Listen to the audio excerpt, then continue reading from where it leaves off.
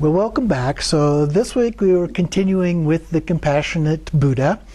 And last week we looked primarily at the Pali, although the introduction included some comparison with the Sanskrit as well. But this week we're focusing primarily on the Mahayana, which comes from the Sanskrit.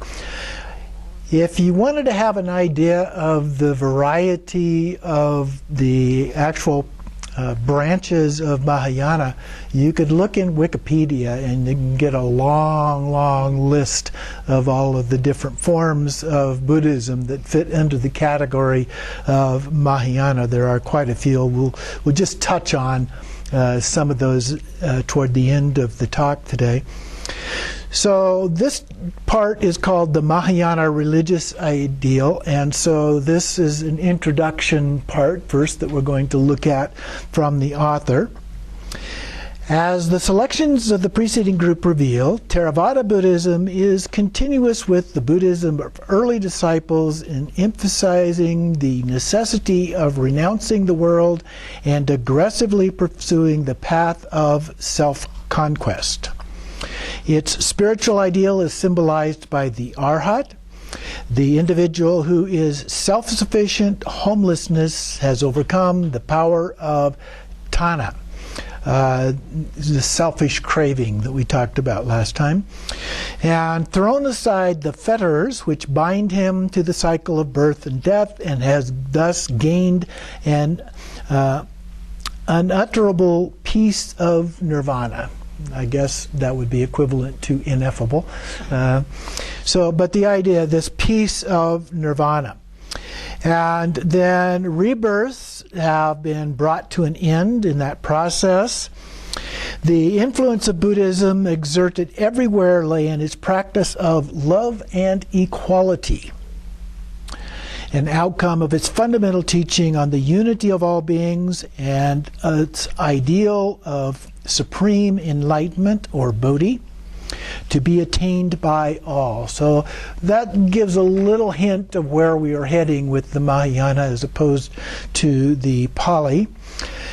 And then he continues on, Theravada Buddhists primarily see the man who is left behind entanglement in worldly interests, who resolutely purged himself of all attachments and obscurations, and who pioneered the way of escape from the suffering involved in the transitory forms of existence. The blissful peace of nirvana was the natural effect of his achievement of complete detachment in this fashion. So attachment and detachment are words that are very commonly used in translations of some of this, along with peace when talking about nirvana. Excuse me. Mahayana Buddhists primarily see the princely heir of pomp, luxury, and power who gave these up, not merely for his own peace, but in pity for suffering mankind. Now, most people would not use the word pity as a part of that. Suffering has a little bit different connotation, as does compassion in terms of how that is normally used, but this was written some time ago, so sometimes we see words like that. And the Buddha, who upon attaining enlightenment refused to hug his secret discovery to himself, but devoted the rest of his life to sharing with others the way to enduring happiness that he had found. And they are confident that this loving dedication and devoted sharing were involved in the very realization of enlightenment. So this is the path of altruism. That emphasis is on compassion, loving kindness, that kind of thing. So we see the four immeasurables, the six perfections. Those are the main kinds of practices that are involved as a part of this. But the role model that was used in helping develop that particular branch of Buddhism was the role of the Buddha himself, the role model that he established of caring for all beings, teaching to all beings, and so forth, as opposed to the approach that was used based on the Pali Canon, where the focus was more on the individual and so forth. They do overlap, of course, with each other, as we have already seen, but that is the aspect that tends to get emphasized. So, for example, the word Mahayana means great vehicle, and the word Hinayana that's used in comparison is lesser or lower vehicle. So there's a little bit of bias built into the use of the terminology there as a part of this. So we have to be sensitive to that as well. So then in the Lotus of Perfect Law, Buddha taught to each of his group of disciples at each stage of their development the highest truths that they were able to grasp. The Theravada teachings were adopted to the needs of those who had made some progress and had gained partial insight. But the Mahayana doctrines could only be revealed later to those who had reached the point where they could understand and follow them. The main purpose of some Mahayana parables is to explain and justify this idea. So some of the actual sutras in the Mahayana, some of the Sanskrit sutras used there, are specifically designed to kind of justify their point of view as opposed to the Hinayana position where they're trying to justify their point of view. Okay? So a little bit of politics going on as a part of that. And you may recall the story of the Buddha when he was sitting underneath the Bodhi tree, that he had some doubt about this himself, whether he would teach or not teach, or whether anybody else could understand or not, and so forth. So the Buddha, in relation to his followers, leads the immature Shravakas and Prateka Buddhas toward it by teaching them the highest form of realization that they can as yet apprehend. So what we're saying here is the Pali version of the teachings, although they obviously include other things that relate to the Mahayana, are said to have been focused on people that maybe couldn't understand the higher levels, which we saw the doubt in the Pali Canon itself with what the Buddha was thinking at the time of his enlightenment. The Mahayana ideal was concretely embodied especially in the cosmic Buddha, Amitabha, and in the compassionate bodhisattvas. So that's another element then that became embedded into the Mahayana, was this more of a cosmic version of the Buddha as a part of that. So Amitabha specifically is mythically portrayed as having gained Buddhahood on the express condition that all mortals who call sincerely upon his name will be received at death in his western paradise, where they can continue the process of liberation under far happier and more encouraging auspices than would be the case if they remained tied to the wheel of bodily existence on earth. So the Buddha is now thought of as identical with the historic Gautama. That individual was one incarnation of a transcendent cosmic reality.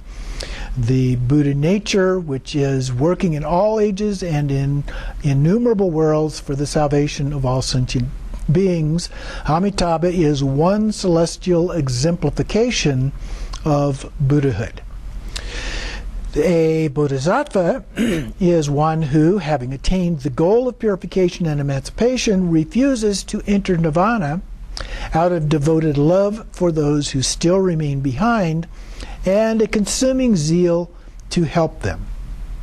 Now, the stories of the Buddha at the time of his death don't really give an indication of him taking this particular point of view, but it's easy to see how one might take that point of view from the other things that he did and said during his lifetime.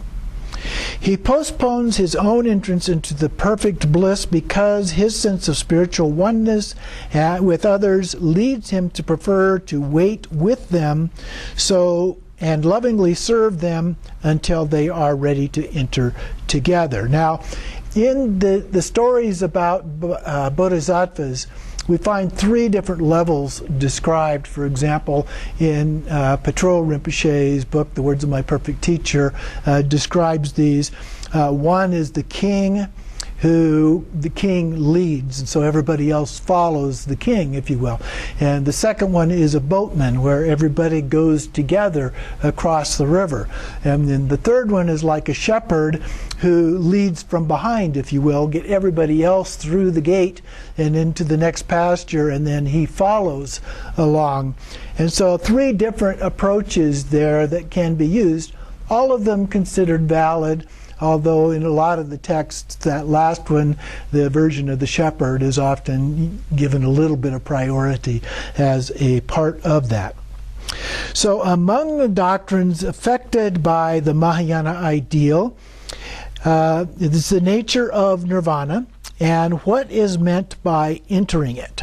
So the nature of nirvana changes a little bit as we move from the Theravada tradition into the Mahayana tradition. So this, like the first part of the book, is a collection of different texts, and we're not going to look at all of those, but I'll give you hints about what some of them are about. The first one here is called A Hymn to the Buddha. The title says it all. You can get the idea of the kind of thing just from the introduction there that this contains. And it shows the devotional attitude of Mahayana Buddhism to this cosmic form of a Buddha. The second one talks about the Bodhisattva vow, and it gives some selections from various sutras. From other classes you may recall that we have done when we talk about the Bodhisattva vow. There are actually quite a few different vows for the Bodhisattva, taking the Bodhisattva vow. I believe it was J. Tsongkhapa came up with a list of something like 64 different versions of the Bodhisattva vow. So there are a lot of different ones. The most popular one that is used, at least today, is one that comes from the way of the Bodhisattva's way of life. And so there is one now that is most common, but not exclusively so.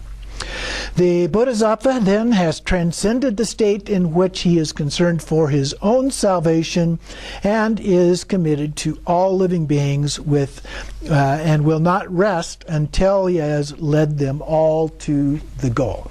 So that's the essence of the vow. And then he remains in the world, appearing like an ordinary person, but devoting his compassionate skill to the aid of others. He shares and bears the burden of the sufferings and loving union with them, instead of merely giving others an example of a person who has overcome the causes of suffering for himself. So it's more than just being an example, although an example is a good way to teach, but doing more than that, of sharing and helping in other ways that you can. And some of those can be very ordinary ways. It doesn't have to be spiritual in any particular way, but just helping do favors for people, showing some kindness to somebody. All of those kind of things are a part of that. Being a role model, but also the other kind of things, and suggesting options to people, and so forth. The third one is called The Path of Light and Love. That title also gives a little bit of a hint about the Bodhisattva path here. The Bodhisattva ideal transformed and permeated the entire quest for enlightenment and liberation. He wants to overcome cravings and obstructions, not to achieve his own perfection, but for the sake of deeper oneness with others, and for the greater power to serve them, even those who are his enemies. So we need to love everyone, equanimity, loving kindness to all people, including our enemies. The passages are taken from the Bodhicharya Vitara of Shantideva. That's the Bodhisattva's way of life. He lived around 600 A.D. In philosophy, Shantideva was a follower of the great thinker Nagarjuna. So share just a little bit of this one. I would fain become a soother of all sorrows of all creatures. May I be a balm to the sick, their healer and servitor. until sickness come never again. And may I quench with rains of food and drink the anguish of hunger and thirst. May I be in the famine of the age's end their drink and meat. May I become an unfailing store for the poor and serve them with manifold things for their need. My own being and my pleasures, all my righteousness in the past, present, and future, I surrender indifferently, that all creatures may win through to their end. The stillness lies in surrender of all things, and my spirit is fain for the stillness. If I may surrender all, it is best to give it for fellow creatures. I yield myself to all living beings or living things to deal with me as they list. They may smite or revile me forever, bestrew me with dust, play with my body, laugh and wanton. I have given them my body. Why shall I care? Let them make me do whatever works bring them pleasure. So lots of different things. We've seen some other texts that show something along that line. So then, and later he says, knowing this, I must first seek for stillness. It comes through contentment, that is, regardless of the world. So no matter what the chaos that's going on around us, we have this inner stillness. That's the peace. And so we use that as the ground in which to connect with the chaos that's going on around us.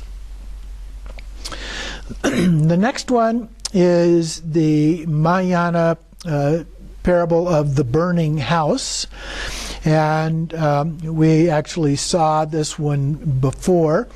The main purpose of some of the most popular and frequent quoted Mahayana parables was to meet the objection that, according to the ancient sutras, Buddha taught Theravada doctrine rather than the Mahayana ideal.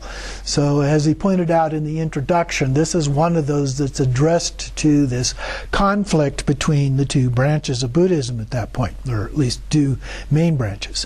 The burning house develops the thought that although the Buddha had a far more wonderful truth to give to those who could understand it, he was not deceiving the minds of the beginners by teaching them Theravada ideas. Such teaching was all they could receive, and it would lead them in the right direction. So go through parts of this here.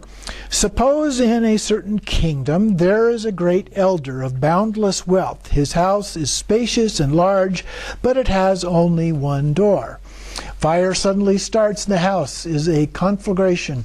The boys of the elder are in the dwelling. The elder, on seeing this conflagration spring up on every side, is greatly startled, reflects thus, I am able to get safely out of the gate of this burning house, yet my boys in the burning house are pleasurably absorbed in amusements without apprehension or fear, and have no impulse to escape.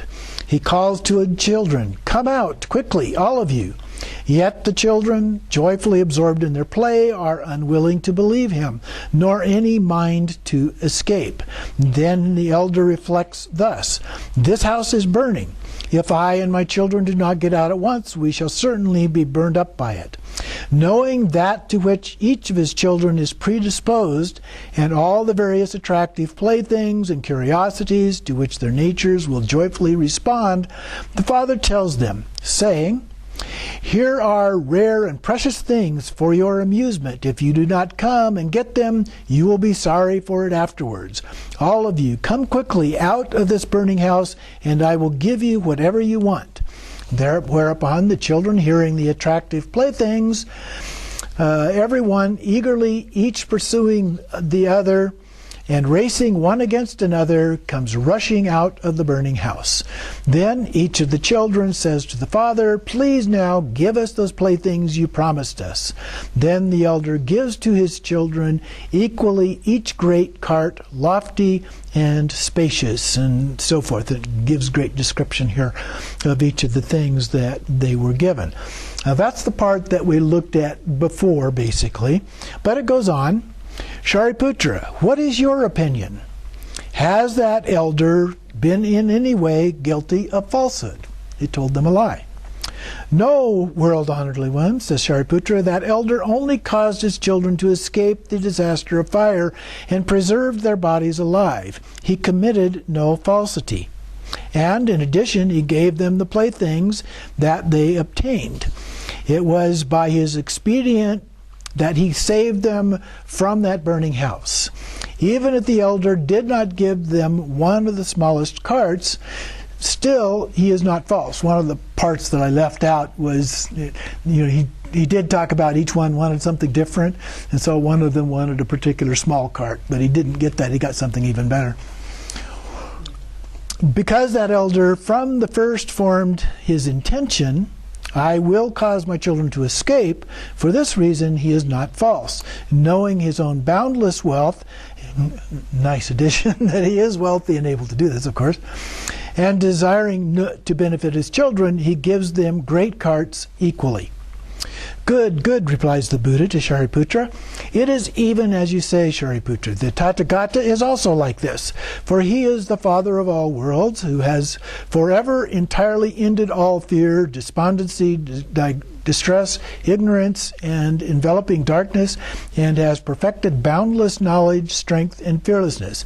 He is possessed of great supernatural power and wisdom power, has completely attained the paramitas, and is greatly merciful and greatly compassionate, ever tireless, ever seeking the good and benefiting all beings.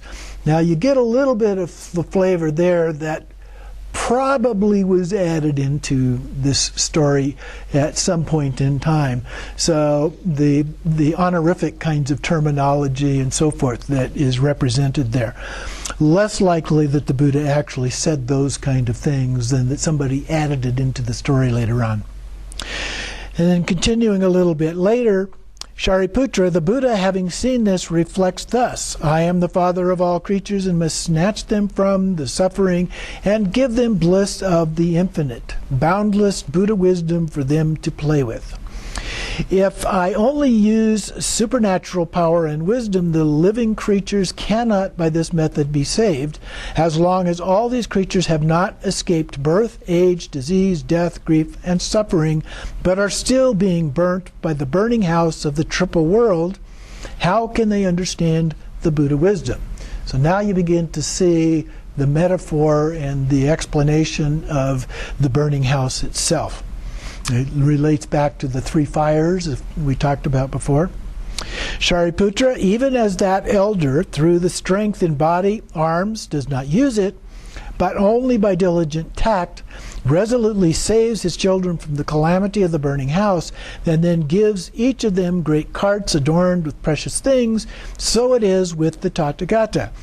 Though he has the power and fearlessness, he does not use them, but only by his wise tact does he remove and save all living creatures from the burning house of the triple world, preaching the three vehicles.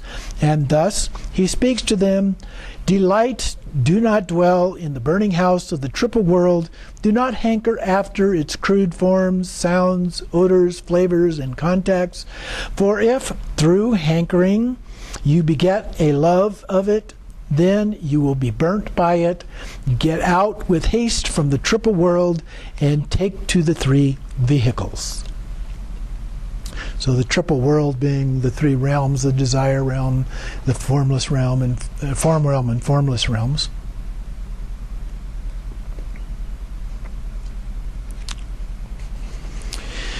So another one is reference to the parable of the physician, which comes from the Lotus Sutra.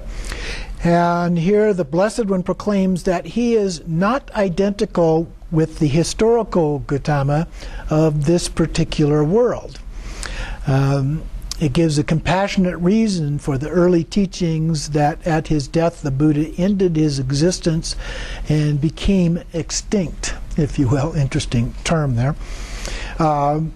But it's helping that differentiation that we see between the Theravada view of Buddha as a historical human being with historical issues that he had eventually overcame and so forth. Whereas in the Mahayana, that gets taken to a whole different level, a more cosmic kind of a level as a part of that. And so this is a little bit of an explanation of that. I'm not going to go through the whole thing, but it's a little bit similar to the burning house. But here, it is a story, fairly long story, involving children who are taking things that are poisonous and dangerous because of the poisons, and so he's trying to get them to take an antidote to overcome those poisons, and some are willing to do it, some are not willing to do it, and so forth. But eventually, of course, they do take the remedies. So the remedies are the teachings, if you will. So we'll skip over the details of that one and go to the next one. And this one is one of those that makes a comparison that I promised you about last week. And so this is what is nirvana from the Mahayana point of view. So we looked at the same title, what is nirvana, last time from the Theravada point of view. So now we move on to the Mahayana view. With the Bodhisattva ideal, there arose a serious problem about nirvana. And one influential form of the Mahayana view answer to it is explained in the following passages. The philosophers who placed unqualified trust in analytic reason can be expected to understand the truth of nirvana, but how about the Theravada notion? Is the state which one enters by oneself when he has overcome the fetters which block the path to liberation. If this is true, then the Bodhisattva never enjoys it.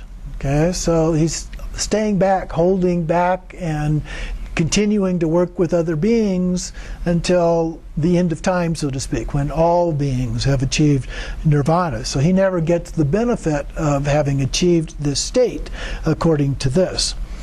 The answer is, in the Mahayana, there is no nirvana, not in the way that it's thought of in Theravada.